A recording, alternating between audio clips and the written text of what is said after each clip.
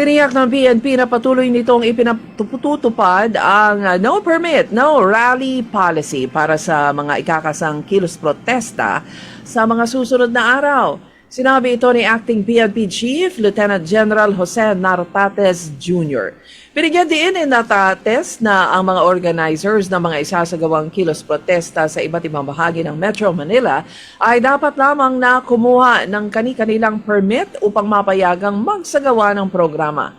Kasunod nito, binigyan paalala rin ni Nartates ang mga rallyista ng EDSA People Power Monument at EDSA Shrine ay hindi anya isang Freedom Park. Kaya naman mahigpit na ipinagbabawal ang paggamit ng mga lugar na ito bilang pagdarausan ng mga ganitong pagtitipon. Nanawagan si Vice President Sara Duterte sa mga military reservist na protektahan ang demokrasya at ipinanawagan ang human rights sa bansa.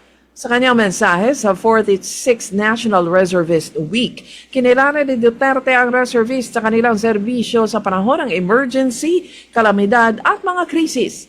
Ayon pa kay VP Sara, saludo siya sa kahandaan at dedikasyon na naitanim sa kaisipan at damdamin ng mga reservist na pagsilbihan ng bansa sa kabila ng iba pang mga tungkulin sa napiling larangan o sektor sa lipunan, ani Duterte.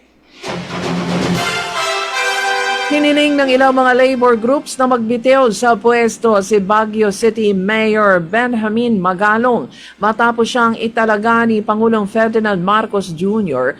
bilang Special Advisor at Investigator ng bagong tatag na Independent Commission for Infrastructure. Ang komisyon ay tututok sa mga kasong may kinalaman sa korupsyon sa mga proyektong pang-infrastruktura ng gobyerno sa nakalipas na 10 taon. Pero agad na ibinasura ni Magalong ang panawagan sa pagsasabing pakana ito ng mga kurakot sa pamahalaan dahil pag nagbitiw siya sa pagiging alkalde, pwede na siyang tanggalin ng pamahalaan anumang oras. Peke ang balitang magkakaroon uli ng regulon sa Senado o pagpapalit ng Senate President. Sinabi ni Senator Panfilo Lacson na ang kumalat na balita ay naglalayong guluhin ang mataas na kapulungan. Sa report, posibleng mapalitan daw ni Senator Alan Peter Cayetano si Senate President Tito Soto na inakusahan naman ang minority na tuta ni House Speaker Martin Romualdez.